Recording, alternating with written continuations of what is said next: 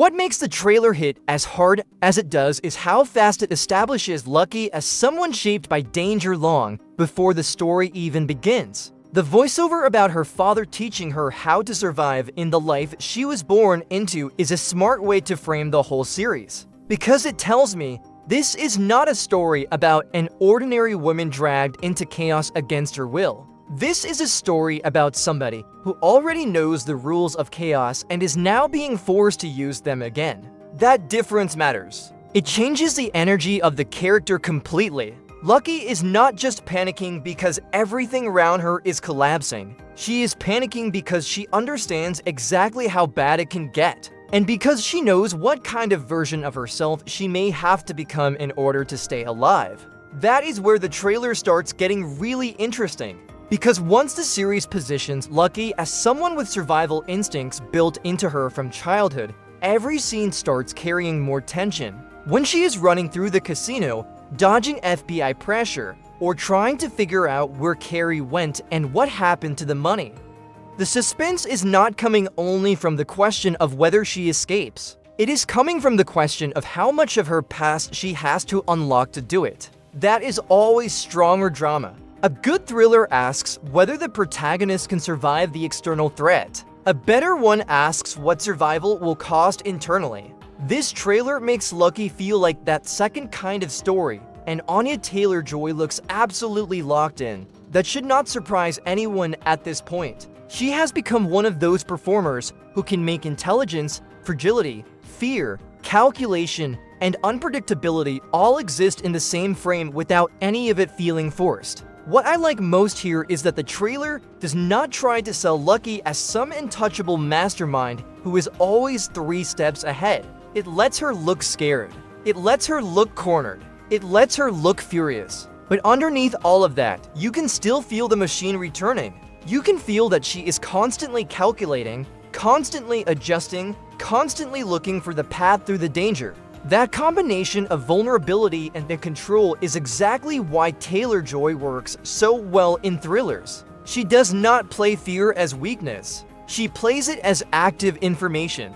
That makes Lucky instantly more compelling than a lot of streaming crime protagonists who just spend 7 episodes reacting. The trailer also does a very smart job of making the missing husband angle feel like more than a plot device. Carrie disappearing could have been used as a generic mystery hook, but the footage makes it feel much more personal and destabilizing than that. Lucky is not simply wondering where he went. She is realizing that the one person who should be beside her in the middle of all this is suddenly absent, and that absence feels like betrayal, danger, and emotional collapse all at once. That is crucial because it means the series is not just building outward pressure from the FBI and the mob. It is also creating emotional isolation. And isolation is where thriller characters become most dangerous. Once Lucky understands she cannot depend on anyone, she is going to have to decide exactly who she is without the life she built around herself.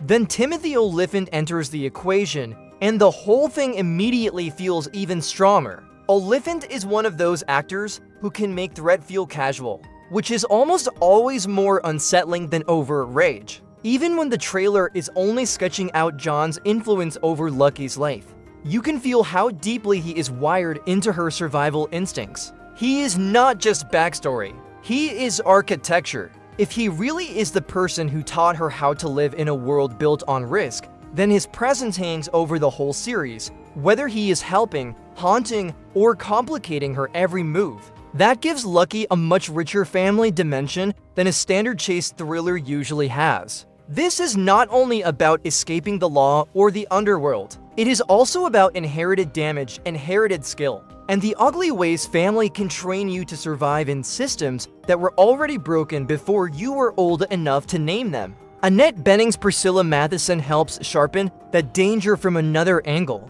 The trailer wastes no time making her feel like the kind of villain who does not need to scream to own the room. The line delivery is calm, direct, and cold in a way that instantly makes the threat feel more serious. Priscilla is clearly not some chaotic loose cannon. She feels like structure. She feels like power with memory. When she asks Lucky where her son and her money are, It does not sound like curiosity. It sounds like a verdict waiting to happen. That matters because the best crime antagonists are not just obstacles. They are embodiments of a world the protagonist can never fully outrun.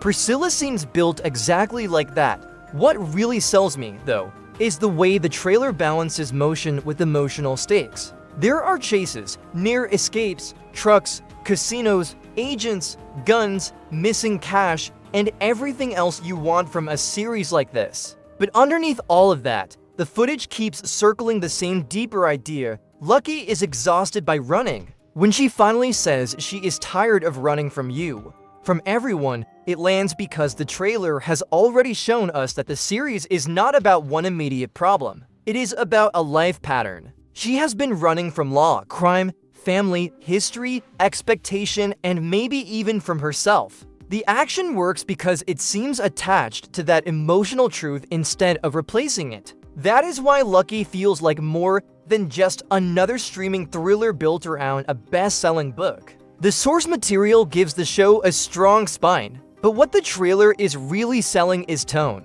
It feels slick without being empty, urgent without being shapeless, character-driven without losing momentum. Jonathan Tropper is usually at his best when he is writing people with damage, secrets, and kinetic emotional lives, and that seems to be exactly what is happening here. Add in Reese Witherspoon's Hello Sunshine as part of the producing team, and it becomes easier to see why the series looks like it is trying to hit both as a crowd-pleasing thriller and as a prestige drama with a darker pulse. And from a pure platform perspective, Apple TV Plus may have a real winner here. The service already has a reputation for giving sleek genre material enough room to breathe, and Lucky looks like the kind of show that can benefit from that approach. It has star power, literary roots, emotional hooks, and enough visual polish to make the danger feel elevated rather than disposable. More importantly, it has a lead character who seems built for long-form tension. Lucky is not just running from the plot. She is carrying years of buried instinct, trauma, and unfinished conflict into every scene. Thanks for watching. Share your thoughts in the comments. This is where these kinds of films come to life. Until the next story, stay curious, be critical, keep your eyes on the screen. And remember, every film you haven't seen is a new film.